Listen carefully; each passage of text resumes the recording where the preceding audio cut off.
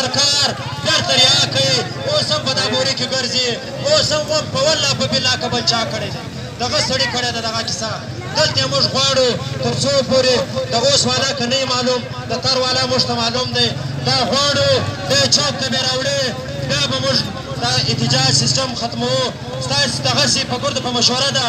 غواړو که نه غواړو پر دا چوک سره ټاڅي که یا غواړو تر سړی معلوم دی هغه غواړو چې راسي دلته پر دا چوک راټال سي موږ یې ووینو موږ ته دا کیسه راښکاره رنګین اتو زما دوه ملګري دي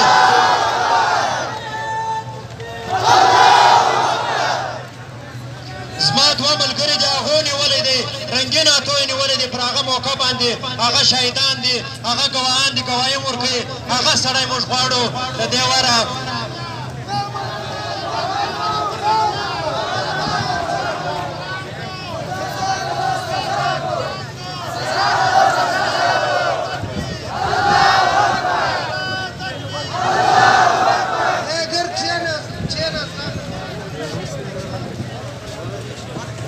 لکه څنګه چې دا واقعه زموږ د لورلۍ په ښار کې په سبزي منډۍ کې سوې ده دا ډېره افسوسناکه واقعه ده یقینا هم دا یو ور دوه واره مخکې هم وسوه یو ور د پټانکوټ په بیاله کې قرآن شریف له ډېره ټیمه څیرل کېدی دا کورو والا به دا خبره کوله چې دلته به په بیاله کې د قرآن شریف یو آیات راغلی یا به یوه نښه راغله بیا موږ پر دې باندې سرخه خلاصوي موږ ورمې شروع دا به دغسې یو سړی وي بیا خو دا واضح سوله چې قرآن شریف چا سزلی وي یا هم چا څیرلی وي په بیاله کې اچولی وي هغه سړی ګرفتاره سوی دلته سیاسي پارټیانې په دا چوک ودرېدې تقریران یې کول موږ د چا خلافات د چا سره موږ یو خلافات هم نه لرو لیکن د افسوس خبره ده هغه سړی ګرفتاره سوی بیرته میاشت پرې بعد بیرته هغه سړی چې چا یې ضمانت وکړي هغه سړی بیرته راووتی دا ښار ته نه د قرآن شریف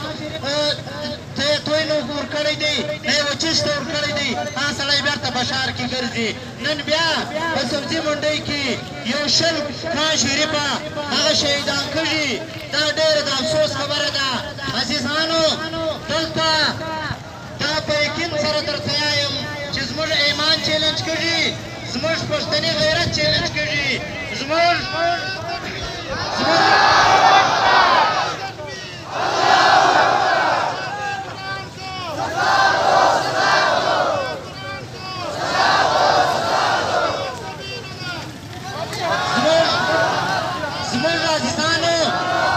عزیزانو زموږ دا مینه ګوري چې موږ له قرآن شریف سره څومره مخلصه یو او د قرآن شریف محبت زموږ څومره په زړه کې دی لیکن نن د لورلایو عوام ته د لورلایو هر څوک راځي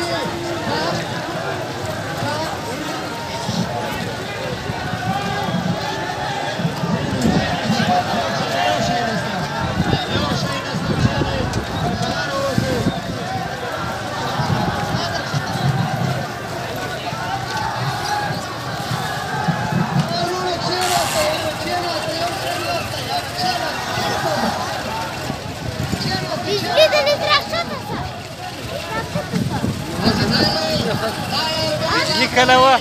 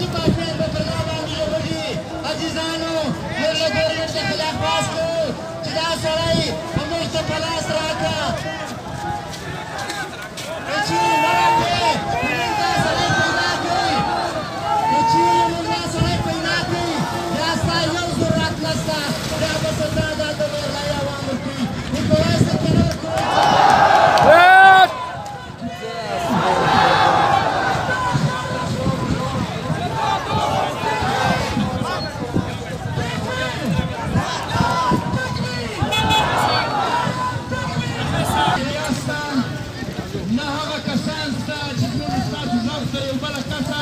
چې ادارو پورې ورسوي یو قسم موږ د غیرت او د جرأت واحد نمونه زموږ ایمان دی په یو صورت هم دا شی نه برداشت کوو په یو صورت یې هم نه برداشت دی خپل موبایلونه راوباسئ کوم سړی چې په لایو ویډیو باندې پوهېږي هر هغه کس چې خپله ویډیو لایو کولی سي هغه دې په خپله لایو کړي چې نه شي لایو کولی د سم ملګری ده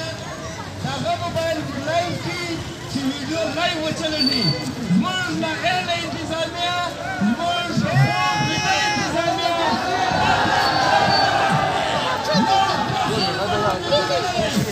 تاسو څخه زموږ میډیا څخه وګورئ تاسو وګورئ شاوخوا څه داسې کس یو قسم نشته خرڅه انتظامیه ده خرڅه میډیا ده یو قسم دلته نشته په ایمان یې خوا نه بدلي وروستی آخري او لاست اپشن وروستی ایمان دی یعنې وروستی په ایمان باندې دعوه کړې ده یعنې وروستی ایمان ته څوک خوښولی دی ولګوئ موبایلونه څلور بجې کاچولې دي غټ موبایل کې میډیا ده بل چې کې وباسئ که د موبایل وباسئ د څنګ والا دې وشي د فیسبوک ته لاړ شئ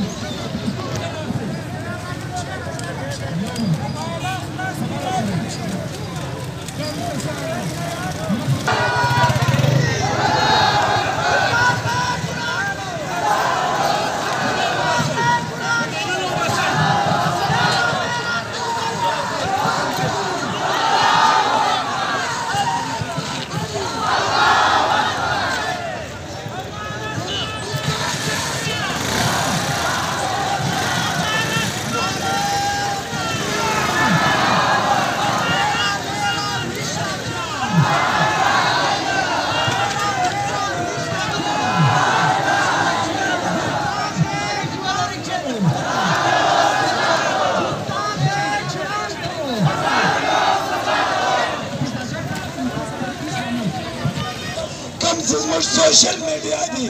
هغه په وی پي خلکو پسې ګرځي هغه په وی پي خلکو پسې ګرځي لهذا دلې به کښېنو زموږ مطالبه ده چې کومه مطالبه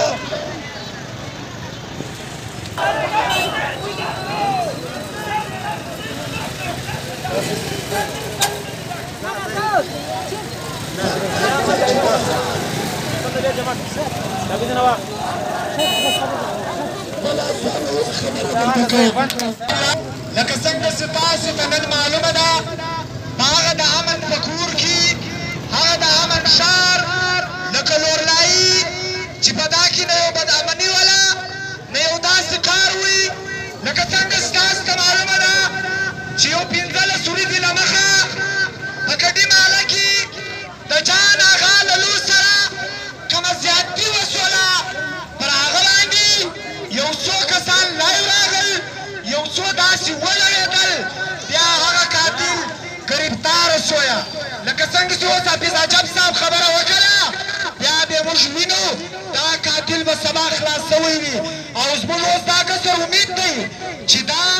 قاتل او دا ګستاخ به ګرفتاره سي نو سبا انتظامیه ماته دا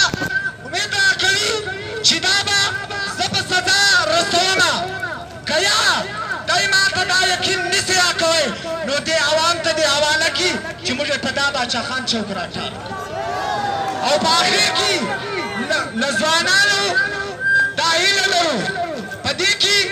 مشران به وي خو مشران دونې کم دي نن ځوانان او تاجران سټوډنټ په ډېر غټ تعداد راغلي دي او موږ سلام ورته پېښوو د لورلایو غیرتمند دغو ځوانانو ته چې نن دغه سره یوسي دا کفار په تکوی سي او دا ځای خو چشت دی چې موږ یو ګستاخې قرآن تر دا ځای نسو راوستی نو زموږ په ایمان کې بیا شک دی